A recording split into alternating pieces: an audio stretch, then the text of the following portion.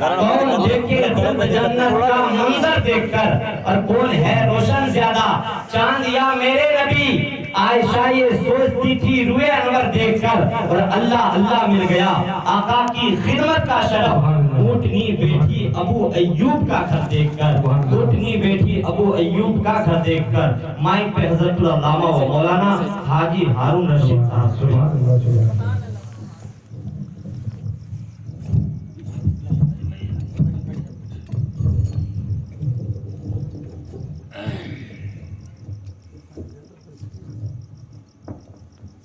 बावक़ार मुअज़्ज़ज़ सामीन इकराम, मज़हब इस्लाम से ताल्लुक़ रखने वाली ख़वातीन इस्लाम, मचलते हुए जज्बात के साथ इस मजलिस पाक में शरीक होने वाले नौनिहालान इस्लाम, बिलख़ुसूस हमारे हमनशी जुमला क़ुर्राए कराम, हुफ़ाज़ कराम, आइम्मा कराम, दूर दराज से सुनने वाले तमाम वाबिस्तगान इस्लाम, अस्सलामु अलैकुम व रहमतुल्लाहि व बरकातुहू।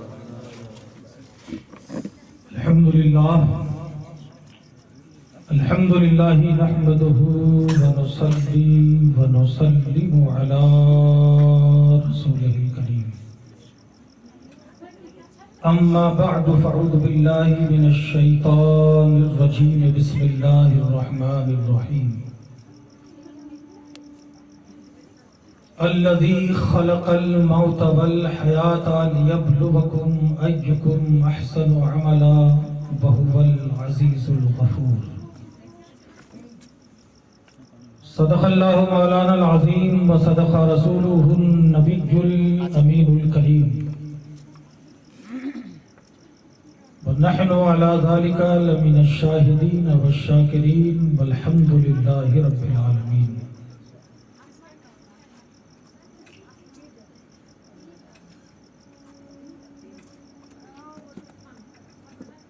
अल्लाह रब्बुल इज़्ज़त का शुक्र एहसान है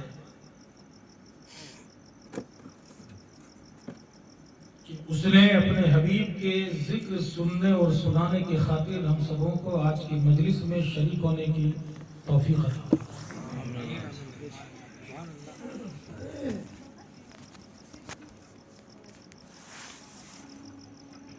आप लोगों के ज़ौक़े समाअत को देखते हुए मैं ये बात जरूर कहूंगा कि आप लोग समझने से ज्यादा सुनने को तरजीह देते हैं, और आप लोगों से पूछ पूछ करके ही इलाज होता है कि और दें कि नहीं दें। मरीज बोलेगा तो डॉक्टर इलाज करेगा,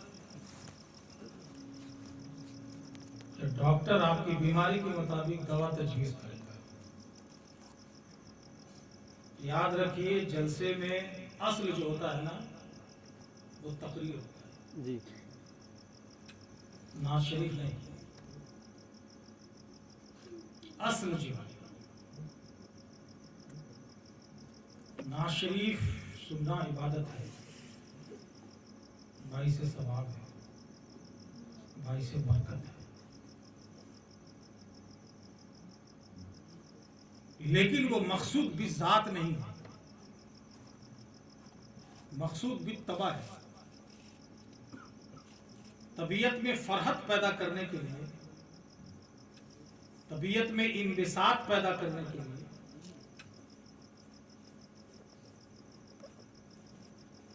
जहन और मिजाज को करीब करने के लिए कलाम सुने जाते हैं, ताकि आने वाला डॉक्टर साहब जब बैठेंगे तो बढ़िया से फाड़ करके आपकी बीमारी को निकाल दें। भारी हो जा रहा था, उर्दू थोड़ी भारी हो रही है क्योंकि मेरी आवाज आज लगी हुई है। दुआ फरमाइए कि अल्लाह ताला दिल भी लगा दे। दिल नहीं लगता है, आवाज लग गई है।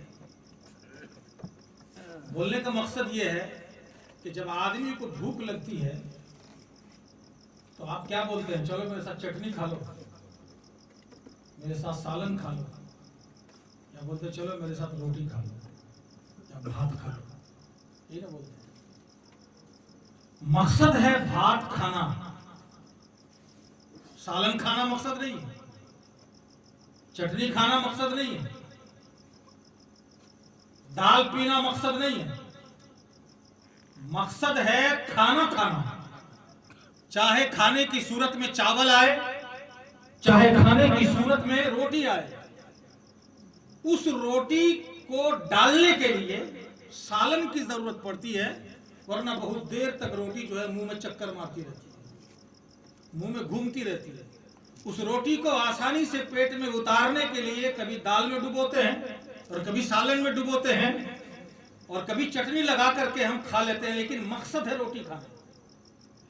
बिल्कुल इसी तरीके से जलसे को आप समझें कि जलसा असल है तकरीर करना, जलसा असल है इस्लाह करना, जलसा असल में आपको राह दिखाना, जलसा है आपके टूटे हुए ताल्लुक को बारगाहे मुस्तफा से जोड़ देना।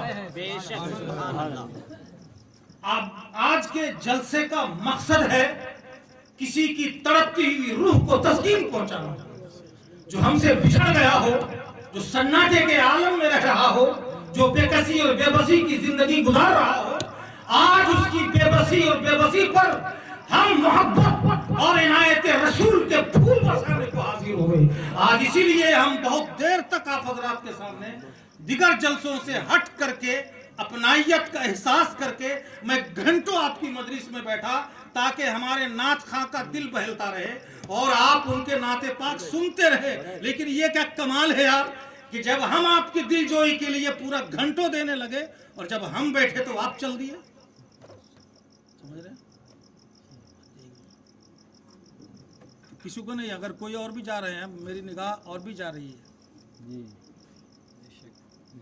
हम आपके लिए आए और आप चल दिए।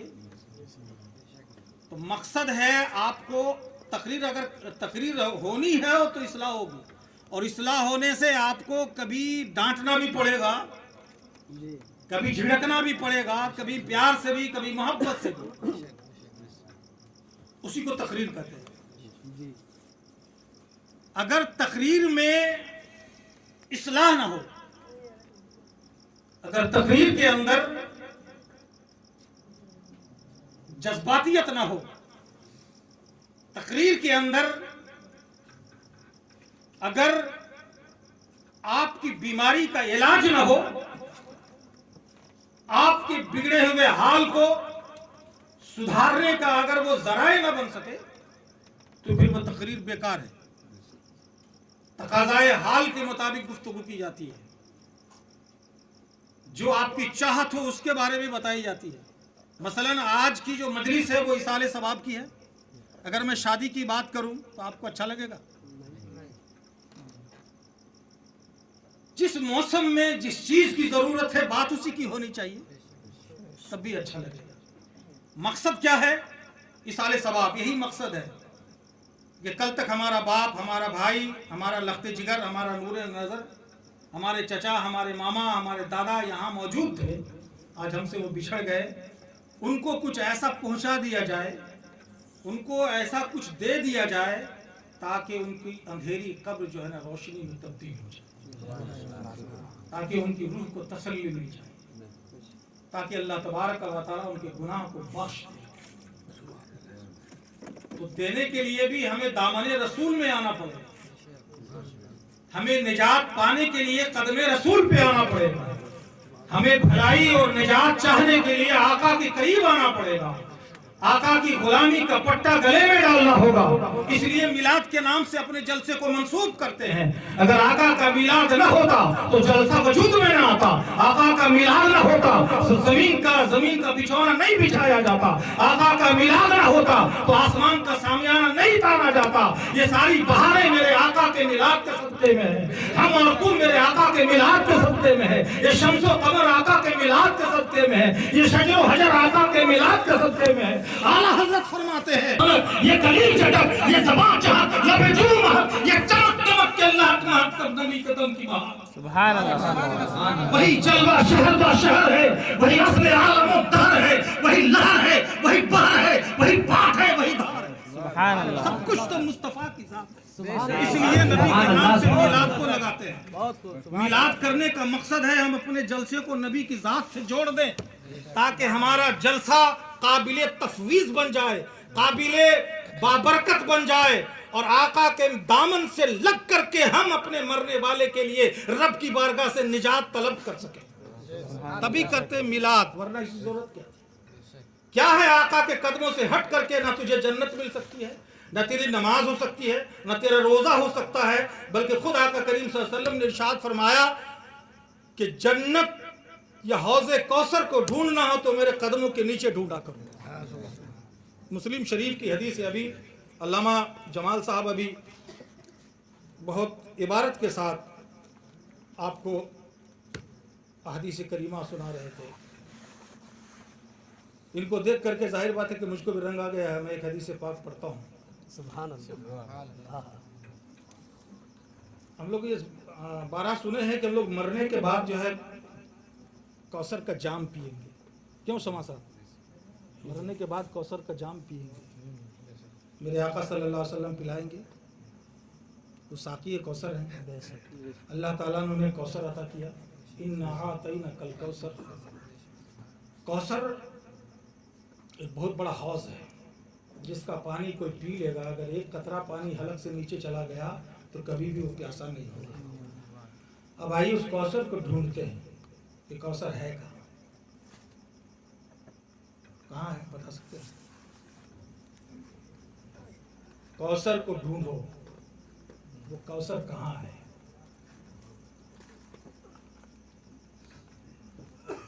जाहिर बात है कि जन्नत के आसपास वो कौसर है। कह दीजिए सुभान अल्लाह, सुभान अल्लाह, सुभान अल्लाह, सुभान। तो चलिए से पहले जन्नत तक पहुंचते हैं। सुभान अल्लाह। सुनो हदीस पाक, आका करीम सल्लल्लाहु अलैहि वसल्लम ने इरशाद फरमाया, मा बैना बैती व मिंबरी रौज़तुम मिन रियाज़िल जन्ना व मिंबरी अला हौज़ी। वाह, सुभान अल्लाह, सुभान अल्लाह। समझ में नहीं आएगा मगर कह दीजिए सुभान अल्लाह, सुभान अल्लाह, सुभान अल्लाह। पता बता दिया हूँ, इमाम साहब समझ गए। हुजूर रहमत आलम कह दीजिए सल्लल्लाहु अलैहि वसल्लम।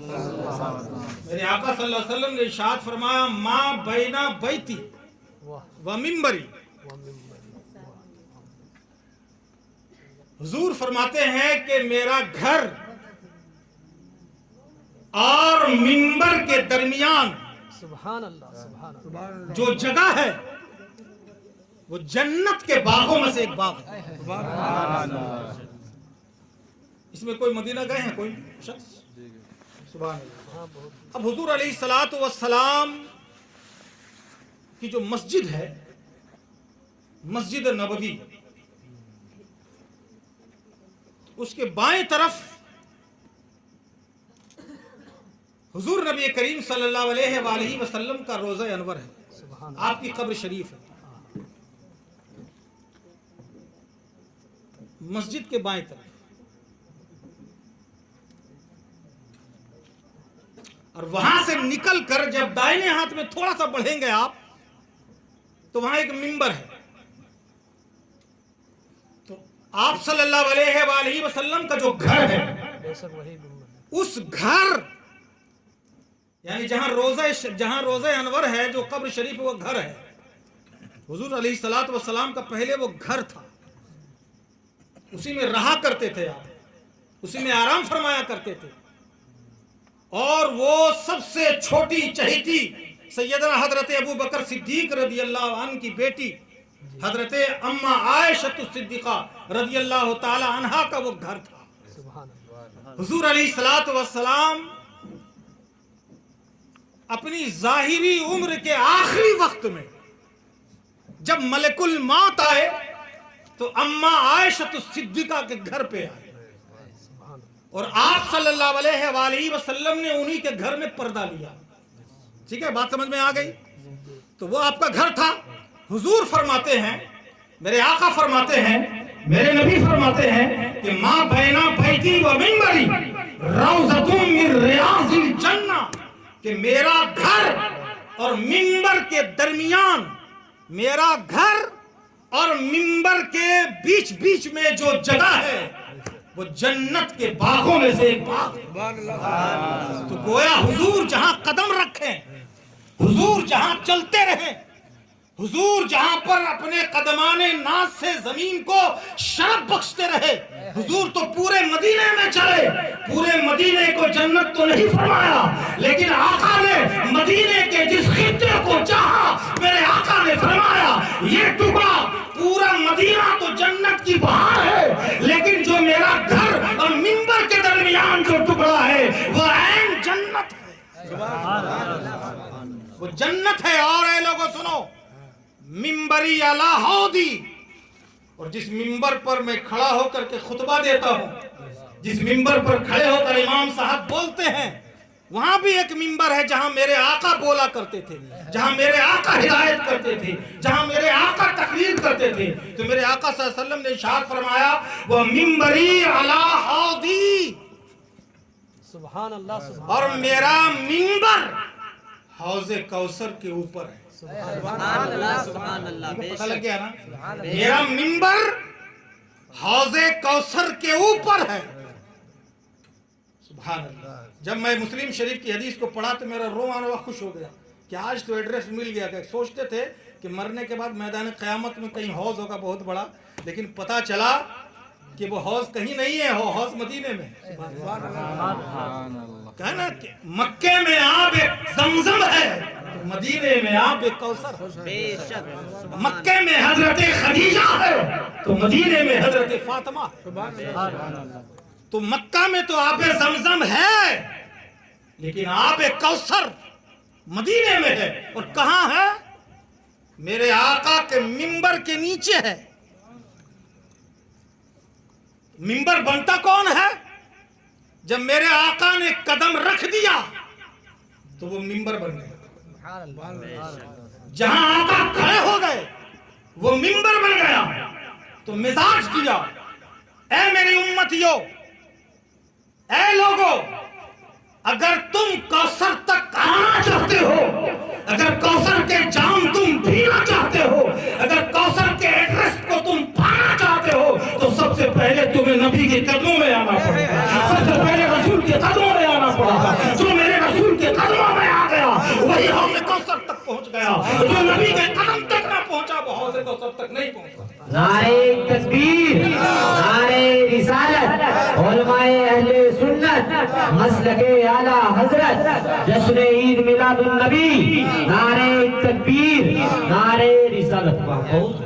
ये मेरा मौजू तो नहीं था, लेकिन आपको मजा आने के लिए मैंने कह दिया था ताकि रूहानी लज्जत हासिल हो। बेशक बेशक। और एक एड्रेस मिल जाए आपको। अब आप लोगों से मैं अपने मौजू की बात करूंगा। सबसे पहले सरकार दो आलम सल्लल्लाहु अलैहि वसल्लम की तारीफ में आला हजरत का तो शेर तहत में पढ़ूंगा। अर्श हक है मसनदे रिफअत रसूलुल्लाह की, अर्श हक है मसनदे रिफअत रसूलुल्लाह की, सुभान अल्लाह, सुभान अल्लाह, देखनी है हश्र में इज्जत रसूलुल्लाह की, सुभान अल्लाह, सुभान अल्लाह।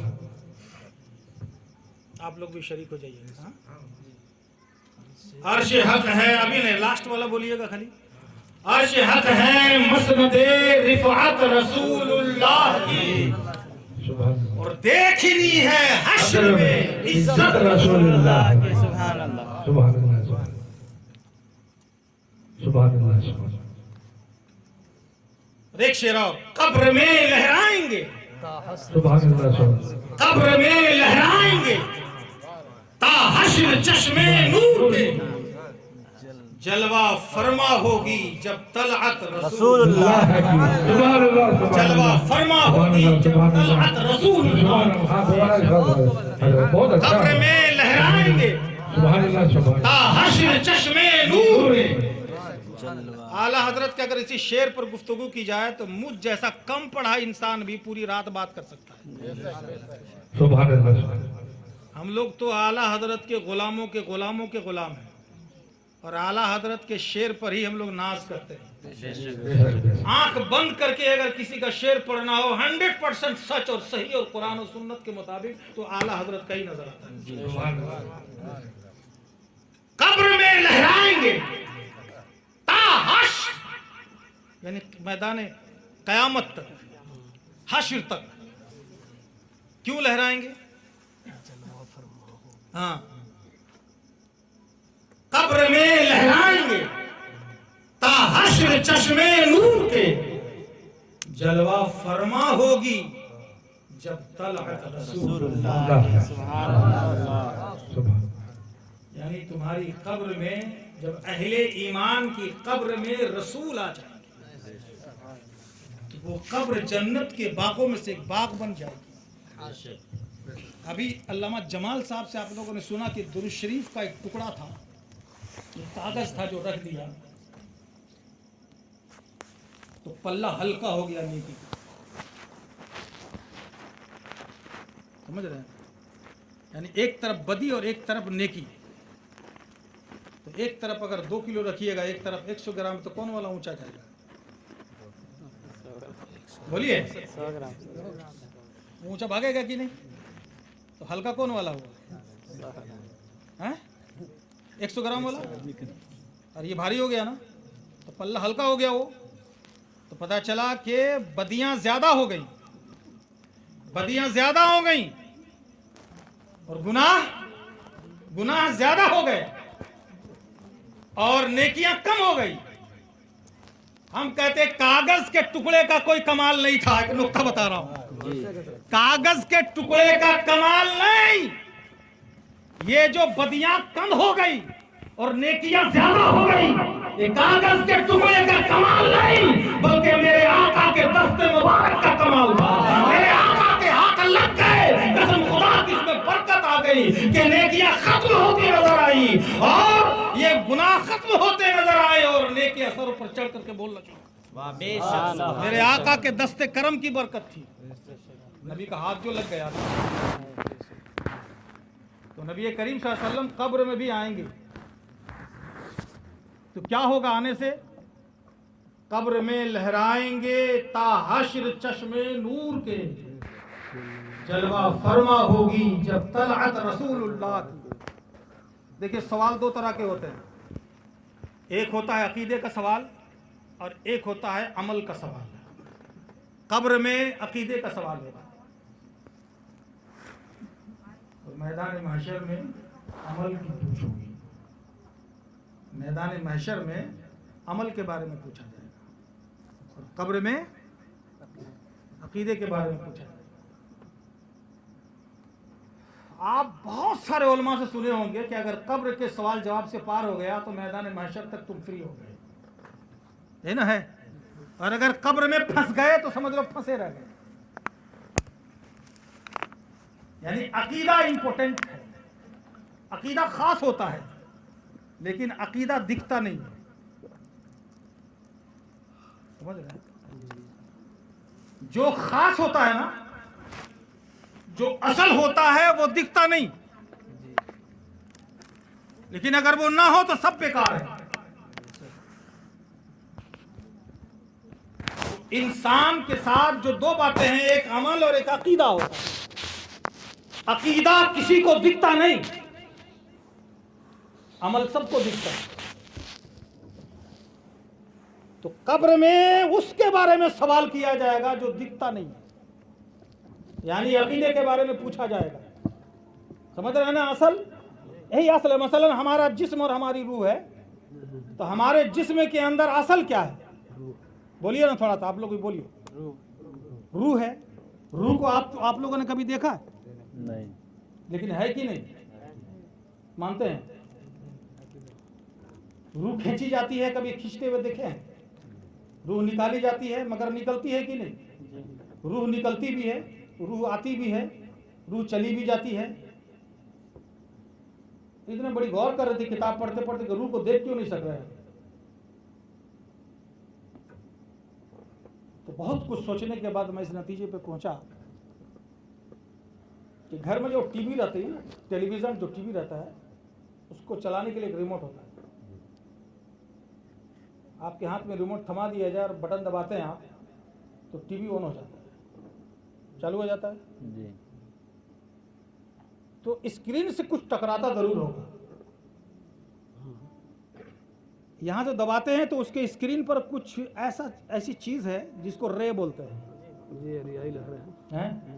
अब वो यहाँ से निकल करके टीवी की स्क्रीन पर जा करके टच करता है और फिर आपका टीवी जो है ऑन हो जाता है। उसमें फिर तस्वीरें नजर आती है, उसमें घर, उसमें कत्ल गारतगिरी, उसमें दुनिया, उसमें खूबसूरती, उसमें बदसूरती, वो सारी दुनिया आपको नजर आने लगती है, यही ना है। तो अब मैंने सोचा कि या अल्लाह, इंसान के बनाए हुए रिमोट से निकलने वाली, इंसान की बनाए हुए रिमोट से निकलने वाले जब रे को नहीं देख सकते तो रब की बनाई हुई रूह को कैसे देख सकते? जब रे को तुम्हारी आंख नहीं देख सकती है तो रूह तुम्हारी आंख कैसे? वाह वाह बेशक। इसलिए हमारी आंख रूह को नहीं देख पाती, लेकिन वही असल है। अगर वो है तो आपका नाम सलाहुद्दीन है, अगर वो है तो आपका नाम अब्दुल रहीम है, अगर वो है तो आपका नाम अब्दुल रहमान है, अगर है तो आपका नाम हारून रशीद है, वो है अगर वो रूह तो आपका नाम जमाल है, अगर है वो आपके रूह तो फिर आपका नाम कमाल है, अगर है आप में रूह तो जाहिर बात है कि आपका नाम अहमद भी है, लेकिन जब वो रूह निकल जाती है तो फिर आपका नाम एक लाश है, आपका नाम एक मैयत है। कहते हैं कि नहीं? कह रहे यार मैयत को ले आओ। अब कोई अब्दुल रहमान इंतकाल किया, लेकिन कोई नहीं बोलता कि अब्दुल रहमान को लाओ। अब्दुल रहीम इंतकाल किया है, लेकिन बोलता है अच्छा एक काम करो, मैयत को यहाँ लेटाओ। अब मैयत बोल रहा है, मैयत को आहिस्ते उठाओ, मैयत को धीरे से लेके चलो, मैयत को धीरे से कब्र में उतारे। अब उसका नाम छिन गया, यानी जिस नाम को कमाने के लिए न जाने उसने कितनी मंजिलों को अबूर किया होगा, न जाने कैसे कैसे उसने पापड़ मेले होंगे, मगर जैसे ही रूह निकल जाती है सबसे पहले उसका नाम सल्ब कर दिया जाता है, उसका नाम छीन लिया जाता है। उसके बदले में उसको मैयत कही जाती है, नाश कही जाती है, लाश कही जाती है, मट्टी कही जाती है। कहाँ जा रहे हो? मट्टी में जा रहे हो, यानी मट्टी हो गई, उसका नाम खत्म हो गया। हमारी जिंदगी के नशे व फराज क्या हैं? कहा गया है कि जिंदगी क्या है? एक नन्हा सा धड़कता हुआ दिया। जिंदगी क्या है? एक नन्हा सा धड़कता हुआ दिया, एक ही झोंका जिसे आकर बुझा देता है, एक ही झोंका जिसे आकर बुझा देता है। जिंदगी इंसान की है, मानिंदे मुर्गे बेनवा। जिंदगी इंसान की है, मानिंदे मुर्गे बेनवा। शाख पर कुछ देर बैठा, चहचहाया उड़ गया। यही तो हमारी जिंदगी। हमारी जिंदगी की रफ्तार क्या है? आते हुए अज़ां हुई, जाते हुए नमाज, आते हुए अज़ां हुई और जाते हुए नमाज। इतनी जरा सी देर में आए चले गए।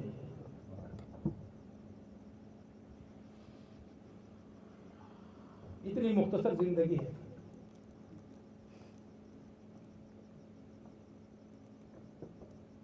जब तक लेहन में नहीं सुनाइएगा तब तक लोग लेते नहीं। जैसे कि मान लीजिए मैं एक पढ़ता हूँ कि बहारे दुनिया है चंद रोजा।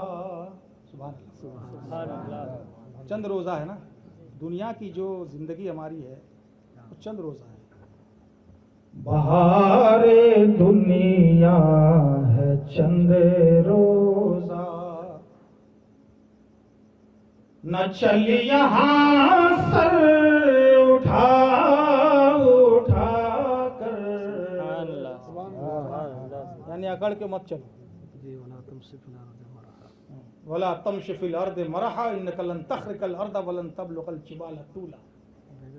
कि अकड़ के न चलो, ना कि जमीन को फाड़ सकते हो, और सीना तान के मत चलो, ना कि तुम पहाड़ की तरफ बुलंद हो सकते। उसी को शायर ने कहा है कि बहारे दुनिया है चंद रोजा,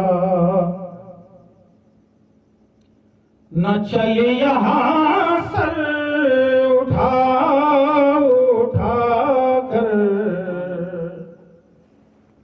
और खुदा ने खुद ही मिटा दिए हैं, खुदा ने खुद ही मिटा दिए हैं, हजारों नक्शे बना बना।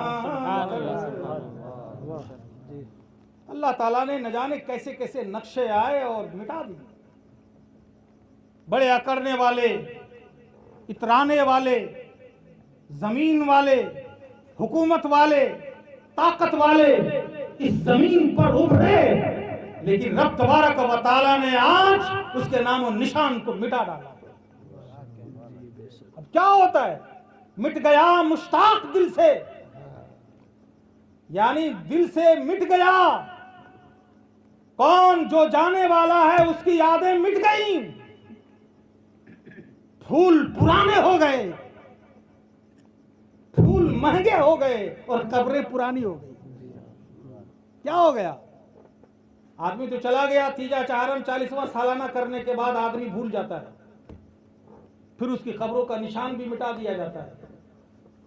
कब्रों का निशान तो मिट जाता है, लेकिन मरने वाला मिटता नहीं है। मौत आकर इंसान को मिटाती नहीं है, बल्कि मौत एक ऐसा तोहफा है जो आकर के इंसान को एक जिंदगी की तरफ पुश कर देती है, एक जिंदगी की तरफ धकेल देती है। इंसान मिटाती नहीं, मौत मिटाती नहीं, इंसान मिटता नहीं, मौत फना नहीं करती है, बल्कि मौत आकर के हमें एक जिंदगी दे देती है। जिंदगी देती है नहीं भाई? हर नफ्स को मौत का मजा चखना है ना, हर जान को मौत आएगी, मगर एक ऐसी जिंदगी है जब कभी मौत नहीं आएगी। वो कौन सी जिंदगी है? क्या भाई देखो, हर नफ्स को मौत का मजा चखना है। कुल्लु नफ्सिन जायकातुल मौत आप लोग बोलते हैं। एवरीबॉडी मौत आएगी, हर को मौत आएगी, हर जान को मौत आएगी, हर नफ्स को मौत आएगी, लेकिन एक ऐसी जान है, एक ऐसी जिंदगी है, कभी भी आपको मौत नहीं आएगी। कब? ठीक बात है, बोलिए। मरने के बाद जो जिंदगी मिलेगी उसमें कभी भी मौत नहीं आएगी। कह दीजिए सुभान अल्लाह। जहां पर सुभान अल्लाह बोलने का नहीं है ना, वहां पर आप लोग बोलते हैं, और जहां बोलने का है वहां बोलते ही नहीं। जैसे कि हमारे शायर साहब, शकील साहब ना, उन्होंने पढ़ा था, सूना जंगल रात अंधेरी, छाई बदली काली है, सोने वालों जागते रहियो, चोरों की रखवाली है। अब बोले सुभान अल्लाह। यानी चोरों की रखवाली है, यानी जो चोर है वो हमारा पहरेदार और चौकीदार बना हुआ है। अब उसकी चौकीदारी पर, उसकी पहरेदारी पर सुभान अल्लाह बोलते हो, जो तुझे लूटने के लिए आया है। तो क्या मतलब इसका हुआ? सूना जंगल रात अंधेरी, यानी जंगल सूना है, बिल्कुल सन्नाटा, जो चाह रहा वो कर रहा है। सूना, अब इस पर फिट मत कर दीजिएगा जो अभी चल रहा है, हम आगे बहुत पहले का शेर है, ये आला हज़रत ने लिखा है। सूना जंगल रात अंधेरी, छाई बदली काली है, सोने वालों जागते रहियो, चोरों की रखवाली है। तो आप लोग बोले थे सुभान अल्लाह, देख रहे थे कि सुभान अल्लाह भी बोल रहे थे, पैसा भी दे रहे थे। यानी समझे थे नहीं? यहाँ पर सुभान अल्लाह बोलने की जगह भी नहीं थी। सुभान, उसमें तो माज़ अल्लाह बोलना चाहिए कि बस मेरा ईमान लूटने के लिए बिल्कुल सर पे खड़ा है। किस अंदाज से खड़ा है? आंख से काजल साफ चुरा ले, या वो चोर बला के हैं। आंख से काजल साफ चुरा ले, या वो चोर बला के हैं। तेरी गठरी ताकी है और तूने नींद निकाली है।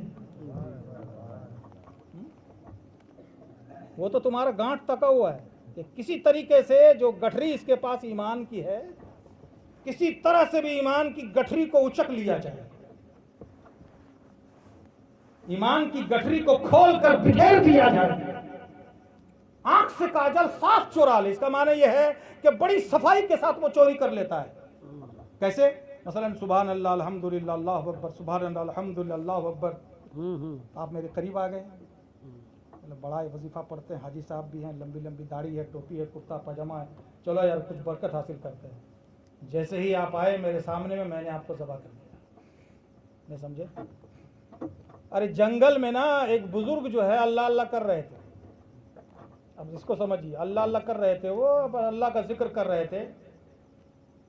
तो अचानक उनके दिमाग में ख्याल आया कि थोड़ा सा टहल लेते हैं, बहुत अल्लाह अल्लाह कर रहे हैं, थोड़ा सा तबीयत में फरहत आ जाए, तो थोड़ा सा घूमने निकल गए जंगल में। तो जंगल में बड़ी खूबसूरत चिड़िया नज़र आई, परिंदा नज़र आया। तो कहा कि ये बहुत खूबसूरत है, इसका शिकार कर लेते हैं। तो उस बुजुर्ग के जिक्र की बरकत से पूरा जंगल में मंगल हो गया और उनके जिक्र की खुशबू पूरे जंगल में फैलती थी। तो जब चिड़ियों ने, परिंदों ने इन्हें हाथ में तस्बीह लेकर के देखा, तो इनके कदमों की बलाएं लेने के लिए, इनके कदमों का बोसा लेने के लिए सब परिंदा सामने आने लगा। तो इन्होंने उठाया एक पत्थर और दे मारा, उसकी टांग टूट गई, किसी की गर्दन टूट गई। अल्लाह की बारगाह में फरियाद की कि मौला ताला, हम तो कुछ और सोच के आ रहे थे, मगर इसने मेरी टांग तोड़ दी, मेरी गर्दन तोड़ दी। मुझे जबान दे ताकि मैं इनसे बात कर सकूं। अल्लाह ताला ने उसको जबान अता कर दी। कह दीजिए सुभान अल्लाह। अल्लाह ताला चाहे तो भाई बेजान चीज को भी जबान अता कर दे। उस परिंदे को जबान मिल गई। परिंदे ने कहा कि हुजूर, अरे आपके जिक्र की खुशबू से हम लोग मुअत्तर हो रहे थे, आपको देखे तो आपके कदमों के धूल को अपने सर पर रखने के लिए निकल पड़े, मगर आपने क्या जुल्म कर दिया कि आप पत्थर उठाए और मारने लगे, हमारी टांग तोड़ दी, इसकी गर्दन तोड़ दी। तो कहा शरीयत पढ़ा है, शरीयत मतलब जानता है कुछ? बोले नहीं, वो जो शरीयत तो नहीं जानते हम लोग, क्या परिंदा पाखी जंगल में रहने वाला क्या जाने। बोले का शिकार करना नाजायज है क्या? बोले नहीं, शिकार करना तो जायज है। और मैं शिकार कर रहा हूं, मैं शरीयत के खिलाफ कहां कर रहा हूं? तो उस परिंदे ने कहा, अब बात समझ में आ गई,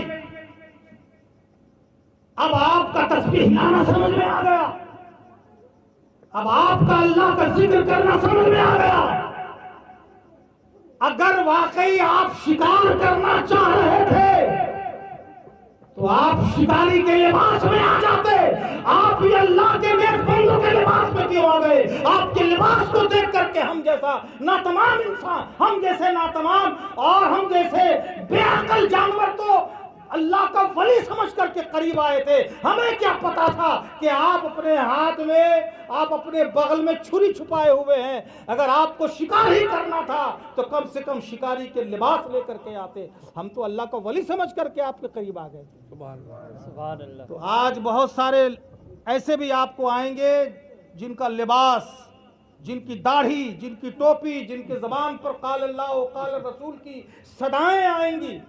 जब आप उसके करीब जाएंगे तो ऐसा आपको मारेगा कि आपके ईमान का कमर तोड़ करके रख देगा, आपके नमाज, आपके अमल का कमर तोड़ करके रख देगा। बोलेगा बस जो कर रहे हैं हम, चाहे जिधर से भी हो। अब जिसको देख लें आप, दोनों तरफ से मैंने बातें की है, आप हजरात को ये नहीं मालूम होना चाहिए, खुश भी नहीं होना चाहिए। आज जो लोग अहले सुन्नत व जमात कहलाते हैं, वो अकीदा उनका बड़ा मजबूत है, लेकिन अमल से वो दूर है। जो अहले सुन्नत व जमात है, अकीदे का एतबार से कोई बात ही नहीं है, वो तो बहुत मजबूत है और अकीदा ही असल है। इसके पास अकीदा ही अकीदा है, अमल बहुत कम है, बहुत कम है। और जिसके पास अकीदा नहीं है, जो वहाबी कहलाता है, उसके पास कोई अकीदा नहीं, मगर अमल बड़ा मजबूत है। तो याद रखिएगा, ना सिर्फ खाली अकीदा चाहिए, ना सिर्फ खाली अमल चाहिए, कभी इधर भी है, कभी उधर भी है। दोनों को बैलेंस में लाना पड़ेगा। यानी अकीदा भी मजबूत रखो और अपना ताल्लुक अपने नबी से रखो, अमल कम करो और इश्क़ नबी का वलवला अपने सीनों में पैदा करो। तब तुम्हारा ये थोड़ा सा भी अमल अल्लाह तबारक व तआला तुम्हारे अखलाक की बुनियाद पर, तुम्हारे ईमान की बुनियाद पर और इश्क़ रसूल की बुनियाद पर ये थोड़ा सा अमल भी अल्लाह तबारक व तआला हमारे लिए निजात की बाइस बना देगा, निजात की सूरत। दोनों की बात कर रहा हूं। तो प्यारे इस्लामी भाइयों, इंसान का इंतकाल जो हो जाता है, इंसान के इंतकाल के बाद जब कब्र में उसको डाल दिया जाता है तो फिर उसके अकीदे के बारे में सवाल होगा जो दिखता नहीं है। अगर वहां पार हो गए आप तो समझ लीजिए हर जगह पार होते गए। फिर हिसाब किताब होगा, बाद में अमल के बारे में पूछ होगी मैदान क़यामत में, लेकिन वो मैदान क़यामत होने से पहले पहले तक के लिए वो बिल्कुल कब्र में जन्नत के मज़े लूटता रहेगा। बल्कि उसे कहा जाता है नम कनौमतिल उरूस, सो जा जिस तरह दुल्हन सोती है। तो मैं अर्ज कर रहा था कि इंसान अपनी ज़िंदगी में ना आकड़ करके चले। चंद रोज़ा ज़िंदगी अल्लाह तबारक व तआला बड़ी जल्दी मिटा देता है, उसकी यादें ख़त्म कर दी जाती है, वो हमेशा के लिए फ़ना हो जाता है। आज हमारे यहाँ ये तरीक़ा अपनाया जाता है कि जब किसी का इंतकाल होता है, मौत के बारे में चूँकि मैं बात करने के लिए कहा था, जब किसी का इंतकाल हो जाता है तो देखेंगे आप, लोग कहते हैं कि मैयत को धीरे से रखो, बोलते हैं कि नहीं, गुस्ल जब देने लगते हैं धीरे से रखो, आहिस्ता आहिस्ता उठाओ। तो ये आहिस्ता आहिस्ता उठाना, धीरे से रखना, मतलब ये है कि क्या होगा इससे, उसकी जान तो निकल गई है। तो कहते नहीं, उनको तकलीफ होती है, बल्कि मैयत अपने नहलाने वाले को देखती भी है। इससे पता चलता है कि उसकी आंखें जरूर बंद है, उसका जिस्म हरकत तो नहीं कर रहा है, लेकिन वो अपना पराया को पहचान जरूर लेता है। तो ये मौत आती है ना, मौत खत्म करने के लिए नहीं आती है, बल्कि मौत एक जगह से दूसरी जगह ट्रांसफर करने के लिए आती है। इंसान मौत से मिट नहीं जाता, वो फना नहीं हो जाता, बल्कि मौत इंसान को एक जिंदगी दे देती है। फिर बोलते हैं भाई कपड़ा लेकर के आओ, कुछ लोग बोलते हैं बढ़िया कपड़ा दीजिए, कफन पहनाया जाता है, खुशबू लगाई जाती है, सुरमे लगाए जाते हैं, काफूर मिलाया जाता है, संदल लगाए जाते हैं, उसको सजाया जाता है, संवारा जाता है। एक बार नहीं, दो बार नहीं, तीन बार उसे नहलाया जाता है। नहला धुलाकर, नया कपड़ा पहनाकर, खुशबू लगाकर, सुरमा लगाकर, काफूर लगाकर रख कहां देते हैं? मिट्टी में। तो हजरत हफीज जालंधरी पाकिस्तान के एक शायर है, वो कहते हैं कि जहां कतरे को तरसाया गया हूं, जहां कतरे को तरसाया गया हूं, वही डूबा हुआ पाया गया हूं। जब सुपुर्द खाक ही मुझे करना था तो काहे को नहलाया गया। मैयत कहती है कि जब सुपुर्द खाक ही मुझे करना था तो फिर काहे को नहलाया गया हूं। अरे भैया, जब मट्टी ही में देना था, जब मट्टी के हवाले कर देना था, तो फिर नहलाया क्यों गया हूं? गुस्ल क्यों दिए जाते हैं? अतर क्यों लगाए जाते हैं? सुरमा क्यों लगाया जाता है? खुशबू क्यों मली जाती है? जब मट्टी ही में डाल देना है तो फिर खुशबू लगाने की जरूरत क्या है? तो उसी पाकिस्तान की सरजमीन से एक दूसरा शायर उठता है, हजरत शाह नसीरुद्दीन। वो फरमाते हैं, इसका जवाब देते हैं कि नजर बाल में पाकिज़गी पड़े उन पर, सुभान अल्लाह, नजर बाल में पाकिज़गी पड़े उन पर, मुसाफिरान लहद इसलिए नहा के चले, मुसाफिरान लहद इसलिए नहा के चले हैं। नसीब उनके सिवा कौन है मेरे रसूल जैसा, जब बख्शवाने पे आए तो बख्शवा के चले। समझे? यानी ये लोगों, तुम पूछते हो कि भाई नहलाया क्यों गया है, सुरमे क्यों लगाए गए हैं, खुशबू क्यों मली गई है, खूबसूरत क्यों बनाया गया है, सजाया क्यों गया है, संवारा क्यों गया है। अरे तुझे मालूम नहीं कि चंद घड़ियों के बाद, थोड़ी देर के बाद इसकी निगाहों में ताजदारे कायनात आने वाले हैं, मुस्तफा जाने रहमत आने वाले हैं। इनकी निगाह आका करीम की दीदार करने वाली है। इसलिए उस आका को देखने से पहले ये सच के भी गया है, संवर के भी गया है। गोया वो ऐलान करता गया है कि आज फूले ना समाएंगे कफन में आंसी, आज की रात है उस महबूब से मुलाकात की। नारे तकबीर, नारे रिसालत, उलमाए अहले सुन्नत, मसलके आला हजरत, जश्न ईद मिलादुन नबी, नारे तकबीर, नारे रिसालत। यानी इसलिए नहलाया जाता है, धुलाया जाता है ताकि पाकिज़गी के साथ वो नबी का दीदार कर सके। इसलिए उन्हें गुस्ल दिया जाता है। अब क्या होता है गुस्ल देने के बाद? आइए चेहरा देख लीजिए, थोड़ा चेहरा दिखाया जाता है। यहाँ पर बहुत सारे लोग गलती करते हैं, खास करके अपने समाज की बात करता हूँ। निकलने के बाद बोलता है, बोलते तो ना है, बोलते तो ना है, किंतु बोलছি। नीचे बोल भी रहा है कि बोलते तो ना है किंतु बोलছি। क्या बोलছি बोलो। चेहरा एकदम काला, जानते हैं ये एक चुगली हो गई। अबे बताइए कि जिंदा इंसान की चुगली करने वाला भी अपने भाई का गोश्त खाता है, अपने मुर्दा भाई का गोश्त खाता है। तो पता है कि जब किसी इंसान का इंतकाल हो जाए, किसी मुसलमान का, तो जो लोग नहलाने के लिए जाते हैं ना, उनके लिए हिदायत शरीयत ने किया है कि जब तुम नहलाओ और कोई ऐब वाली चीज देखो तो पर्दापोशी किया करो, किसी को बताया ना करो। लेकिन अफसोस की बात है कि हम जिंदगी भर एक इंसान के साथ रहे, उठे, चले, फिरे, अब वो इंसान हमारा साथ छोड़ रहा है। मरने के बाद अब तुम मरने वाले की भी गिबत कर रहे हो। अरे उनके लिए दुआएं मगफरत कर देता, उसके ऐब को छुपा देता। तुझे क्या पता है कि अल्लाह की बारगाह में किसका क्या रुतबा है, किसकी क्या शान है। ये सलाउद्दीन साहब जो इंतकाल कर गए, आपको पता है कि इनकी जबान छीन ली गई थी। आज बीमार जब कोई शख्स होता है ना, तो बोलते दो में पाप करे ने पूरा झेल छे। बात सुन लीजिए, मैं भी समाज का हूं। मैं एक बात आप लोगों से ये कहना चाहता हूं कि अगर कोई ऐसा आदमी यहां पर खड़ा होकर के बोलिए कि हम पापी नहीं हैं, सब लोग गुनहगार हैं कि नहीं?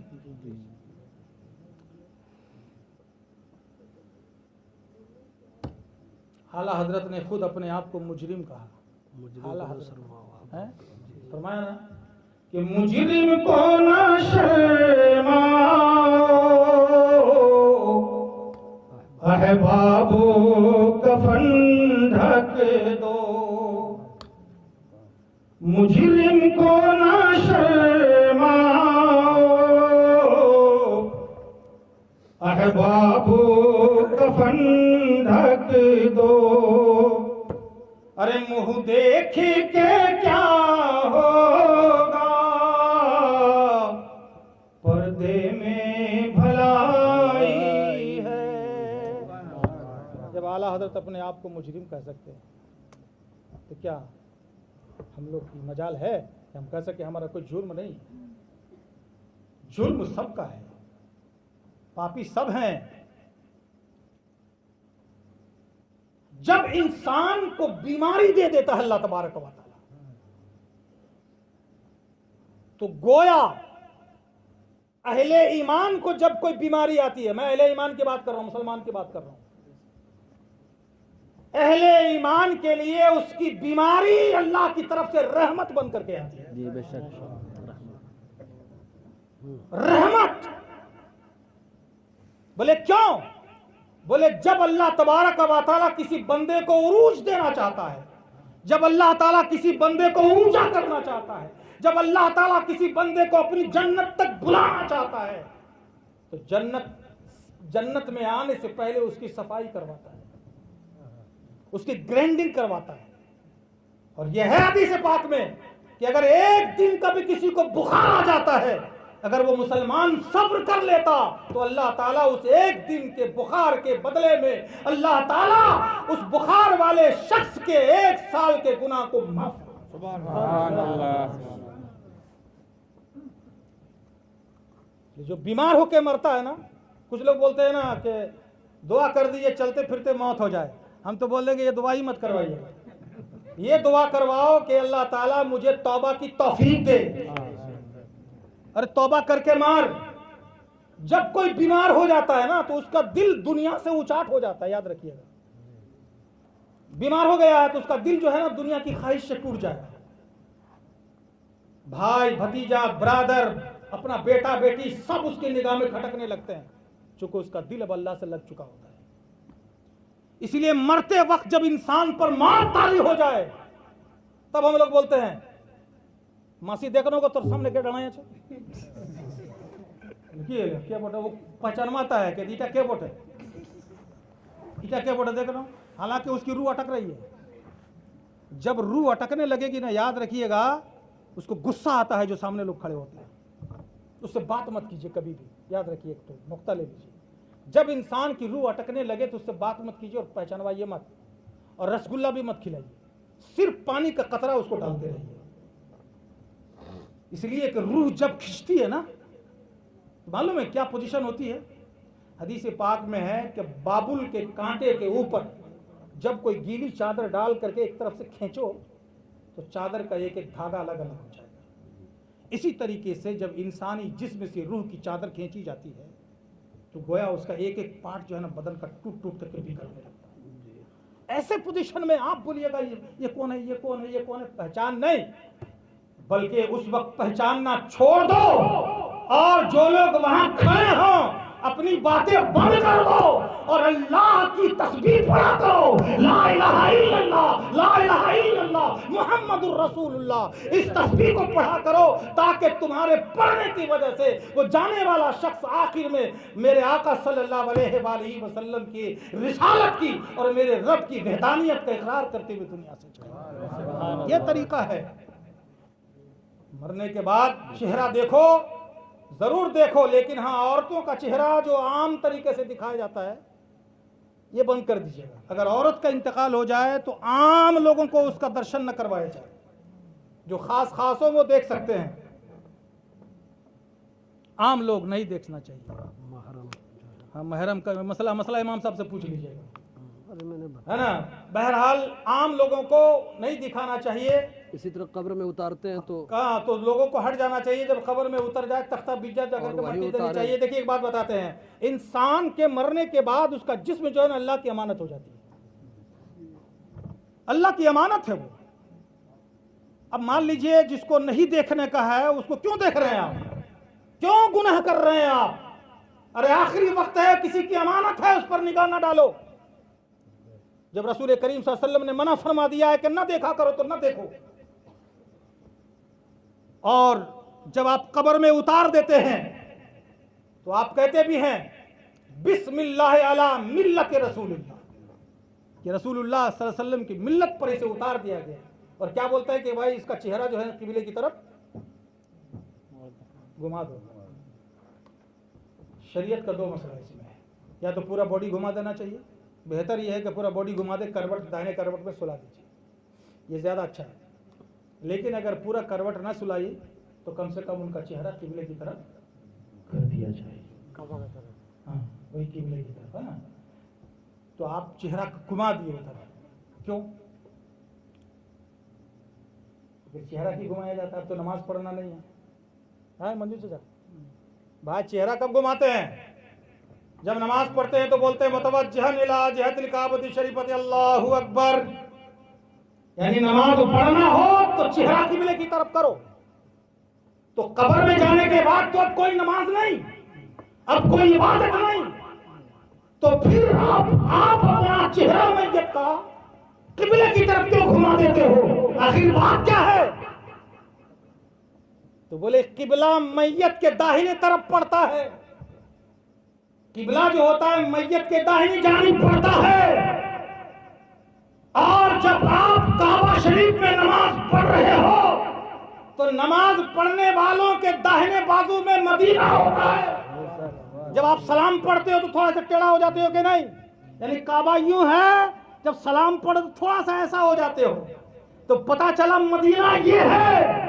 बोले किबले की तरफ इसलिए चेहरा घुमा दिया गया कि इसकी निगाहों में अब ताजदार कायनात जलवा फरमा होने वाले हैं। इसलिए मैयत अपने आका के आमद का इंतजार कर रही है। मैयत देखती है कि मेरे आका मेरी कब्र में तशरीफ लाने वाले हैं, इसलिए मैयत का चेहरा घुमा दिया जाता है। आका का ही दीदार होगा ना कब्र में, तब ना होगा। कब्र में लहराएंगे ता हश्र चश्मे नूर के जलवा फरमा होगी जब तलक रसूलुल्लाह। कब्र में वो तशरीफ लाएंगे, इसीलिए चेहरा घुमा दिया जाता। हर जगह पर जरा देखें आप, हमारा ताल्लुक हर मकाम पर हमारे नबी सल्लल्लाहु अलैहि वसल्लम से है। अब कारी जमाल साहब के पीछे अभी आप इशा की नमाज पढ़े, ये आगे थे कि पीछे थे? फजर में जाइएगा ये पीछे रहेंगे कि आगे रहेंगे? जोहर में जाइएगा आगे रहेंगे कि पीछे रहेंगे? ईद में जाइएगा तो आगे रहते हैं, बकरीद में जाइएगा तो आगे रहते हैं, जुमा में जाइएगा तो आगे रहते हैं। लेकिन एक घाटशिला का किसान मर गया, एक मजदूर मर गया, एक ईमान वाला मर गया, लाखों का मजमा है, मजाल इमाम साहब उसके आगे चले जाए। मरने वाला शख्स इमाम साहब के आगे है और इमाम साहब मरने वाले के सामने में हाथ बांधे खड़े हैं। बोले भाई क्या हो गया? कल तक तो ये मेरे पीछे नमाज पढ़ रहा था, लेकिन आज इसके सामने खड़ा होना पड़ा। बोले इसका रुतबा बढ़ गया। बोले क्यों? बोले इसलिए कि नबी के जमाने से ये करीब हो गया है, नबी के दीदार से करीब हो गया है, नबी की दीदार से ये लज्जत हासिल तुझसे पहले करने वाला है। तो जो नबी के करीब पहले होता है वो सारी दुनिया उसकी ताज़ीम किया करती है, इसलिए उनकी ताज़ीम किया। इसलिए मेरे इस्लामी भाइयों, उनको आगे रख दिया जाता है। अब जनाजे की बारी आती है, जरा रुक जाइएगा, थोड़ा सा रुक जाइएगा, थोड़ा सा रुक जाइएगा जनाजे के लिए। मतलब बहुत टाइम लग गया भाई, आने दो आने दो आने दो। बेशक आप जाइए, जनाजा पढ़िए, जनाजा पढ़ने में बहुत सवाब है। लेकिन ये तो बताइए कि जनाजा पढ़ना सीखे हैं कि नहीं आपने? जनाजे की नमाज कैसे पढ़ना चाहिए इसको सीख लिया कीजिए और जनाजा पढ़िए। बहुत सवाब है जनाजा पढ़ने में, बहुत सवाब है, इतना कि संभाल नहीं सकिएगा। गुफ्तगू लंबी नहीं करनी मुझे, मैं शॉर्ट में बताता हूं तो बहुत बड़ा सवाब है। लेकिन इंसान, हम लोगों के बाइसी के अंदर ये देखा जाता है कि जब भी किसी का इंतकाल होता है तो ज्यादा तादाद में लोग जो है जनाजे में पहुंचते हैं। ये दूसरी जगह ये बात नहीं देखी जाती है, लेकिन इन इलाकों में मैंने देखा है कि किसी की भी मैयत हो जाती है तो लोग पहुंचते हैं। एक बहुत बड़े मालदार आदमी था, बहुत माल उसके पास, बड़ी दौलत, बड़ी शोहरत थी। वो मरने वाला शख्स जो है, जब वो बीमार हुआ तो कहा भाई मैं 2 वसीयत करना चाहता हूँ, 2 उपदेश देना चाहता हूँ। बोले क्यों? क्या क्या? बोले मैं लिख के दे रहा हूँ, लेकिन जब मैं मर जाऊं तो एक मेरा जनाजा जब रख दिया जाए एक उस वक्त पढ़ना, और जब मैं कब्र में उतार दिया जाऊं तो 2 नंबर वाला लिफाफा उस वक्त खोल करके पढ़ना। 1 नंबर कब? जब जनाजा लगा दिया जाए, और 2 नंबर वाला जो लिफाफ है जब कब्र में उतार दिया जाऊं और उसको लिखने के बाद, वसीयत करने के बाद उसमें महर बंद कर दिया। वो शख्स का इंतकाल हुआ। आपको पता है कि जो जितना बड़ा आदमी होगा जनाजे में उतनी भीड़ होगी उसकी। हाँ, बड़ा आदमी के इंतकाल होने पर जनाजे में ज़्यादा भीड़ होती है। बेचारा गरीब आदमी अगर कोई इंतकाल कर जाता है तो जनाजा उठाने के लिए आदमी नहीं होता, कभी कभी कौन ले जाएगा? गरीब आदमी है, ये देखा गया है। तो बड़ा आदमी था, वो दौलतमंद था, साहिब सरवत शख्स था, असर रसूख वाला था, उसका इंतकाल हो गया। जनाजे में तो भीड़, पता चलता है कि इंसान का सैलाब उमड़ आया, एकदम जबरदस्त भीड़ है। इमाम साहब भी आ गए, जनाजा पढ़ाने के लिए आगे बढ़ गए। एक शख्स गया, बोला रुक जाइएगा, अभी मत पढ़ाइए। मरने वाले ने मरने से पहले एक वसीयत किया है, उनके वसीयतनामा को पहले सुना दिया जाए। बोला हाँ सुनाइए। ऊंची जगह पे खड़े हो गए, उनका 1 नंबर वाला लिफाफ चाक किया, खोल दिया। उसमें एक कागज था जिसमें लिखा हुआ था कि जो लोग मेरे जनाजे की नमाज पढ़ने के लिए आए और आ करके न पढ़े, जो जनाजे की नमाज पढ़ने के लिए आए और आ करके न पढ़े, मेरा माल मेरा सारा माल उन लोगों में तकसीम कर दिया जाए। बोला फिर से पढ़ो यार, कहीं गलत तो नहीं पढ़ रहा? तो फिर से पढ़ा। बोला मेरे जनाजे की नमाज पढ़ने के लिए जो आए और आ करके न पढ़े चले जाए, उन लोगों को मेरा माल बांट दिया जाए। बोला एकदम परफेक्ट। बोले परफेक्ट। बोले तुम भी पढ़ने वाले जरा देखो तो कहीं गलत तो नहीं पढ़ रहा? बिल्कुल नहीं, सही सही। सबने तस्दीक कर दी। तब आप मसला बोलने लगा कि माल जो है ना इसका बहुत है, हाँ? माल तो बहुत रख करके मर रहा ना, ये बताओ कि जनाजा पढ़ना फर्ज है? नहीं पढ़ने से भी चलेगा क्या? तो बगल वाला आदमी बोला कि हाँ, एक आदमी पढ़ने से भी हो जाता है, बाकी आदमी गुनहगार नहीं होगा। तो बोला कि भैया अरे कितना जनाजा पढ़े हम लोग आज तक, और कितना पढ़ेंगे, जिंदगी रहेगी तो और पढ़ेंगे, लेकिन माल तो नहीं मिलेगा ना। चल दाहिने से निकल, कुछ दायां से निकला, कुछ बायां से निकला, कुछ आगे से, कुछ गुजराते हुए, कुछ इधर, कुछ बात करते करते धीरे धीरे धीरे धीरे धीरे धीरे पूरा मजमा छट गया। रह गया मंजूर चाचा और इमाम साहब। मस्जिद में मोती साहब और इमाम साहब अब ये तो भाग नहीं सकते।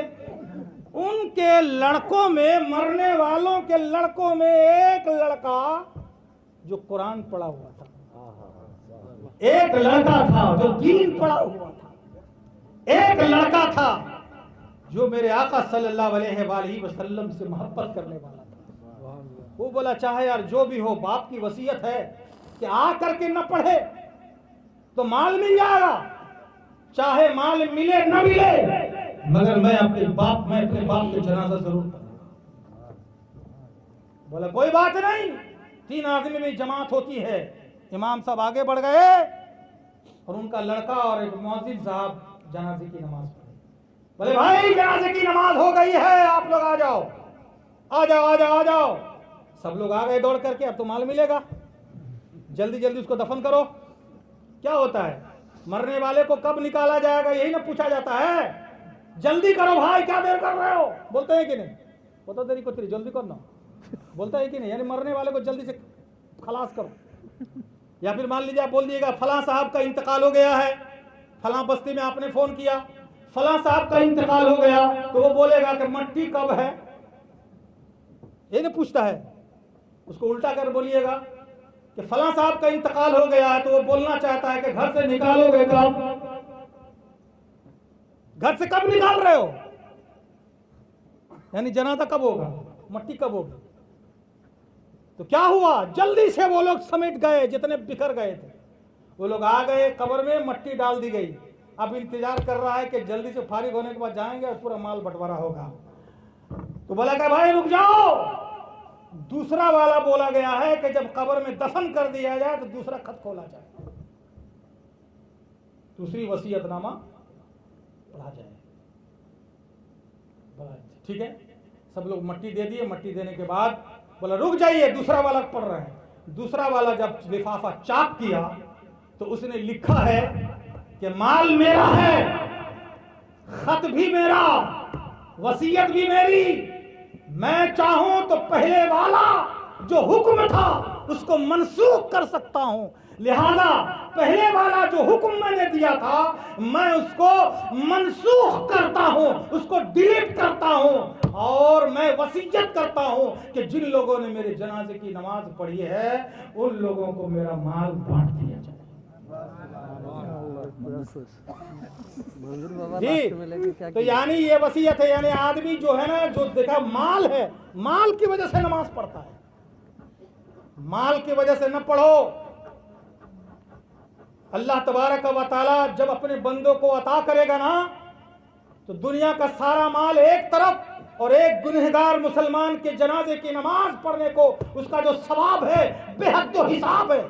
मेरे आका ताजदार कायनात कह दीजिए सल्लल्लाहु अलैहि वसल्लम ने इरशाद फरमाया, जो किसी मुसलमान के जनाजे की नमाज पढ़ता है अल्लाह ताला उसे एक किरात का सवाब अता फरमाता है, एक किरात।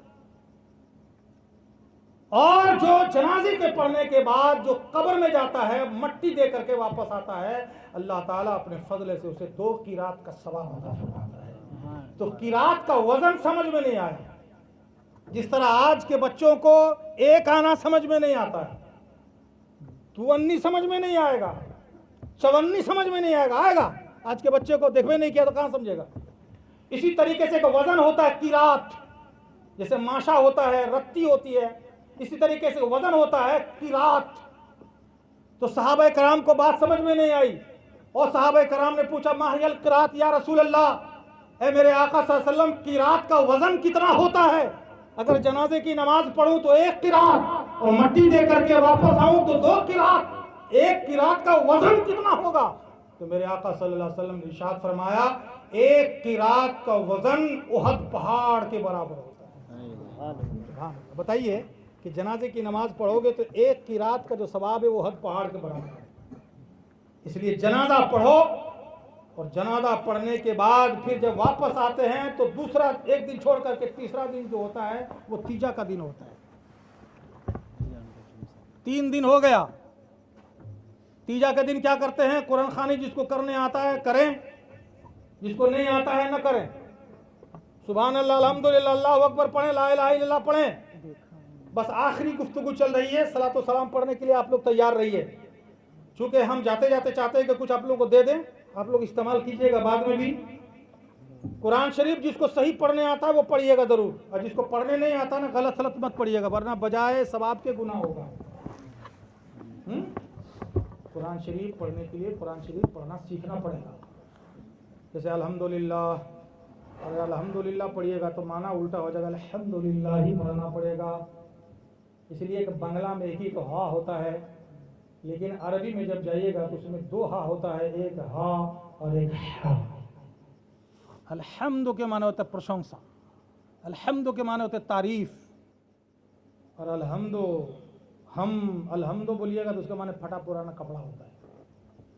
तो अगर आप पढ़िएगा अल्हम्दुलिल्लाह, फटा पुराना कपड़ा जितना है सब अल्लाह के लिए, और अगर पढ़िएगा अल्हम्दुलिल्लाह तो सारी तारीफें अल्लाह तबारक व तआला के लिए जो रब्बुल आलमीन है। तो माना बदल रहा। कहने का मकसद ये है कि कुरान खानी कर रहे हैं सवाब पहुंचाने के लिए। अगर पढ़ने आता है तो पढ़िए कुरान शरीफ, मना नहीं कर रहे हैं, पढ़िए, पढ़ना चाहिए, बढ़िया है। लेकिन अगर नहीं आता हो तो ला इलाहा इल्लल्लाह, ला इलाहा इल्लल्लाह, ला इलाहा इल्लल्लाह, ला इलाहा इल्लल्लाह, इस अमल को किया कीजिए। ये जो चना लाया जाता है ना, ये चना पढ़ना मकसद नहीं है। चना जरूरी नहीं है, पत्थर से भी काम चलाया जा सकता है, खजूर की गुठली से भी काम चलाया जा सकता है, किसी भी कोई भी चीज से जो काउंटिंग करने में आसानी हो आप ले सकते हैं। चना लेना जरूरी नहीं है, उसको फर्ज वाजिब ना बना लें आप, उसको गिनने के लिए लाया गया है। क्या मतलब? यानी 1,70,000 बार पढ़ने के लिए अगर आप 5.25 किलो चना ले लें तो 1,70,000 हो जाता है। उसको ला इलाहा इल्लल्लाह पढ़ दीजिएगा, उसकी फजीलत अलग है। एक बहुत बड़े देवबंदी के मौलाना है, मौलाना Qasim Nanautavi, founder of Darul Uloom Deoband, founder है वो दारुल उलूम देवबंद का। मौलाना कासिम नानतवी ने अपनी किताब तहजीरुन नास, एक किताब है तहजीरुन नास में हजरत जुनैद बगदादी का वाकया लिखा है। हजरत जुनैद बगदादी जो हुजूर बड़े पीर साहब के पहले के वली हैं, उनका एक वाकया लिखा है। और ये लिखा है उसमें कि हजरत जुनैद बगदादी एक बार बैठे हुए थे और हजरत जुनैद बगदादी के सामने में उनका मुरीद बैठा हुआ था। जैसे ही थोड़ा टाइम गुजरा तो क्या देखा कि अचानक उस मुरीद का चेहरे का रंग बदल गया, वो भयभीत हो गया। जिस तरह डर के वक्त इंसान का चेहरा बदल जाता है ना, है? यानी इंसान का चेहरा जो है ना, इंसानी जिस्म की किताब होता है, इंसानी जिस्म का किताब है वो देख ले तो चेहरा नहीं, क्या बात है तुम बहुत डरा हुआ है, चेहरे का रंग बदला हुआ है, चेहरे का रंग उड़ा हुआ है। तो हजरत जुनैद बगदादी ने अपने मुरीद से पूछा, गौर कीजिएगा, अल्लाह के वली का पावर देख लीजिए यहाँ पर। पूछा हजरत जुनैद बगदादी ने, क्या बात है, तुम बहुत डरे हुए नजर आ रहे हो? तो मुरीद ने कहा कि हुजूर, मैं देख रहा हूं कि अल्लाह ताला ने मेरे बाप को जहन्नम के अजाब में गिरफ्तार रखा है। मैं जहन्नम की सख्ती, जहन्नम की गलीज अजाब और जहन्नम की शदीद तकलीफ को देखकर मैं भयभीत हूं, मैं खौफजदा हूं। तुम अपने बाप को देख रहे हो? बोले हाँ मैं देख रहा हूं, मेरे बाप को जहन्नम में मैं देख रहा हूं। अल्लाह अकबर। जहन्नम कहाँ है बाबू? कोई बताइएगा एड्रेस? जहन्नम 7 तबक जमीन के नीचे है। कह दीजिए अल्लाह अकबर। जहन्नम का पता बता रहे, 7 तबक जमीन के नीचे है। और ये जो बैठे हुए जहन्नम देख रहे हैं, ये कहाँ बैठे हुए थे? जमीन के ऊपर। और निगाह कहाँ जा रही है? जहन्नम में जा रही है। हम सुन्नी लोग अगर बयान करते तो बोलता कि ये लोग तो बोलता है बड़े भयानक भयानक बोलता है यार। हम नहीं बोले हैं, देवबंदी खुद लिखा अपनी किताब में। अब सोच लीजिए कि जब एक वली के मुरीद की ये ताकत है, एक वली का मुरीद है, जब मुरीद की ये ताकत कि जमीन के ऊपर बैठा हो और जहन्नम के तबकात को मुलाहिजा कर रहा हो, तो जब मुरीद का यह आलम हो सकता है तो पीर का आलम क्या होगा? अरे जब नबी के गुलामों का यह आलम होगा तो खुद ताजदार कायनात का आलम क्या है? वाह वाह वाह। जब मुख्तार कायनात की निगाह का आलम क्या होगा? इसलिए कहा कि दूर और नजदीक के सुनने वाले वो कान और निगाह के बारे में कुछ शेर याद है? जिस तरफ उठ गई दम में दम आ गया, जिस तरफ उठ गई दम में दम आ गया, उस निगाह इनायत के बात। तुम डर गए? जुनैद बगदादी ने जब उनका हाल देखा, अपने मुरीद को परेशान देखा, तो हजरत जुनैद बगदादी ने अपने लब को हिलाया। कह दीजिए सुभान अल्लाह। हजरत जुनैद बगदादी के लब हिले।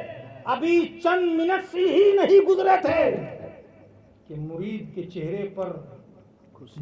चेहरे पर खुशी के आसार नजर आने लगे। मुरीद मुस्कुरा रहा था, मुरीद की जगमगाहट चेहरे में नजर आ रही थी।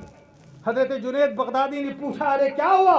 अभी तू रो रहा था, अभी बड़ा दहशत ज़दा था, अभी बड़ा गमज़दा था, अब तेरे चेहरे पर मुसर्रत के फूल खिल रहे हैं, अब खुशी के आसार तेरे चेहरे पर नजर आ रहे हैं। क्या हो गया? बोला हुजूर पता नहीं क्या हो गया, अब ये देख रहा हूँ कि मेरे बाप को अल्लाह ताला ने जहन्नम के अजाब से निजात दिया है, अब तो मैं अपने बाप को जन्नत के बाग में टहलता देख रहा हूँ। इतनी जल्दी देख लिए? बोले हुजूर मुझको समझ में नहीं आया क्या हुआ, बताइए। इतनी निगाह तेज होने के बावजूद क्या हुआ, हकीकत क्या हुई, खबर नहीं। गोया चाहे जितनी बुलंदी पर पहुंच जाओ, तुम चाहे कितना बड़ा मौलाना और अल्लामा बन जाओ, तुझे पीर की जरूरत जरूर पड़ेगी। इसको पावर देख लिए ना कि जहन्नम को वो देख रहा था, मगर क्या हुआ, तब्दीली क्या हुई पता नहीं। पूछा हुजूर क्या हुआ? बोला सुनो क्या हुआ मैं बता देता हूं। जब तुमने कहा कि मैं अपने बाप को जहन्नम में देख रहा हूं, तो मैंने अपने लिए 1,70,000 बार कलमा पढ़ के रखा था, अपने लिए रखा था। जो बोलता है ना कि मरने वाले के लिए साल सवाब होगा, जिंदा के साल सवाब नहीं होगा, जिंदों का भी साल सवाब होता है। कह दीजिए सुभान अल्लाह। जिंदा भी अपने लिए पढ़ के रख सकता है। हजरत जुनैद बगदादी ने फरमाया मैं अपने लिए पढ़ के रखा था, लेकिन जब मैंने तुझे तकलीफ में देखा, 10 रुपया ले करके आप चाय पीने के लिए बोनोमाली के होटल की तरफ जा रहे थे, जाते जाते एक आदमी, बड़ी गरीब आदमी, बड़ा फटा हुआ कपड़ा बेहाल आया। बोला बाबू हमको चाय पिला दीजिए ना, बहुत ख्वाहिश हो रही, मैं 2 दिन से खाना भी नहीं खाया। तो बोलता यार 10 रुपया ही लाए थे, काम कर हम चाय नहीं पियेंगे तुम ही कुछ खा लो, अपना हिस्से का निकाल करके आप उसको दे देते हैं। हजरत जुनैद बगदादी ने फरमाया कि मैंने अपने लिए पढ़ के रखा था। सुभान अल्लाह। जब मैंने तुझे तकलीफ में देखा तो मैंने दिल ही दिल में अल्लाह की बारगाह में उसका सवाब तेरे बाप को बख्श दिया। फातिहा का सबूत मिल रहा है कि नहीं? यही तो करते हैं। बोलता फातिहा कैसे होगा? लो फातिहा यहां से। मैंने उसको बख्श दिया। अल्लाह तबारक व तआला ने उस बख्शने की वजह से, उस कलमे की बरकत से अल्लाह तबारक व तआला ने तेरे बाप के गुनाहों को मिटाकर जन्नत का हकदार बना दिया। तो पढ़ा क्या था? ला इलाहा इल्लल्लाह। ला इलाहा इल्लल्लाह बोलने में होंठ भी आपको दबाना नहीं पड़ेगा। होंठ सटेगा ही नहीं। सटेगा? ला इलाहा इल्लल्लाह, ला इलाहा इल्लल्लाह। हैं? इसलिए मरते वक्त जो है ना, इंसान जब मरता है ना, जब रूह टानी जाती है, उसकी रूह खींची जाती है, तो उसके सामने पढ़ने के लिए कहा गया है ला इलाहा इल्लल्लाह, ला इलाहा इल्लल्लाह। क्यों? पढ़ने वाले को होंठ भी उसमें हिलाना नहीं पड़ेगा। सुभान अल्लाह। मरने वाले को होंठ भी हिलाना नहीं पड़ेगा। ला इलाहा इल्लल्लाह, होंठ हिल रही है? नहीं। लेकिन जब ला इलाहा इल्लल्लाह पढ़ लिया तो होंठों को शरफ हासिल करवाने के लिए बोले अब तू चाहे नामे मोहम्मद में चूमो न चूमो, लेकिन नीचे वाला होंठ ऊपर वाले को चूम लेता है, ऊपर वाला होंठ नीचे वाले को चूम लेता है। जब कहो मोहम्मद तो दोनों होंठ एक दूसरे को चूम लेता है। इसलिए ला इलाहा इल्लल्लाह पढ़िएगा। कलमा जो चना जो पढ़ता है ना, उसमें ला इलाहा इल्लल्लाह, ला इलाहा इल्लल्लाह, ला इलाहा इल्लल्लाह 1,70,000 बार पढ़ लीजिए। और जब 1,70,000 हो जाए तो आखिर में बोल दीजिए ला इलाहा इल्लल्लाह मुहम्मदुर रसूलुल्लाह। यानी ला इलाहा इल्लल्लाह का गठरी बना लो और मुहम्मदुर रसूलुल्लाह का महर मार करके उसको कारगर बना लो। आखिर में मुहम्मदुर रसूलुल्लाह पढ़िएगा। इसीलिए चना पढ़ा जाता है और इसी कलमा की बरकत से फिर बख्शिश की दुआएं मांगी जाती है। अल्लाह तबारक व तआला अपनी मैयत को अगर पर्सनल कोई पढ़ना चाहे, 10 आदमी पढ़ना चाहे, 3 दिन में पढ़ना चाहे, 5 दिन में पढ़ना चाहे, 40 दिन में पढ़ना चाहे तो पढ़ सकता है। थोड़ा थोड़ा करके पढ़ के रख ले। जो औरतें इद्दत गुजारती है ना घर में, जिसका शौहर इंतकाल कर जाए, उसका मसला ये है कि वो औरतें कहीं भी बाहर नहीं जा सकती, घूमने उमने के लिए नहीं जाएगी, किसी के घर में नहीं जा सकती है, कहीं घूमने नहीं जा सकती है। हाँ, अगर बीमार पड़ जाती है, बहुत बीमारी है, डॉक्टर भी नहीं आ सकता, हॉस्पिटल ले जाना मस्त है, ज़रूरी है, तो औरत को डॉक्टर के यहाँ लेके जा सकता है, शरीयत ने इजाज़त दी है। लेकिन बिला ज़रूरत घर से वो औरत बाहर नहीं जाएगी। उस औरत को चाहिए, मेरा मशवरा ये है, उस औरत को चाहिए या उस घर वालों को चाहिए कि कम से कम इद्दत के दिनों में उस शौहर से तुम मोहब्बत करने वाली थी, उस शौहर का प्यार तुम्हारे साथ था, उस शौहर के ज़रिए से तुझे औलाद मिली, उस शौहर के ज़रिए से तेरा रुतबा बुलंद हुआ, उस शौहर की वजह से तुम जन्नत के हकदार बन गई, वो शौहर तुझको चला गया, तो अब इद्दत के दिनों में तुम्हें चाहिए कि कम से कम 4 महीने 10 रोज के अंदर अंदर 1,70,000 बार कलमा शरीफ पढ़ के रख लो। और जब इद्दत से बाहर आओ तो उसको बख्श दो ताकि उसकी रूह की तस्कीन मिल सके और अल्लाह तबारक व तआला उस कलमे की बरकत से उसे जन्नत अता फरमा दे। व आखिरु दावाना अल्हम्दुलिल्लाहि रब्बिल आलमीन। आइए कमी पड़ी।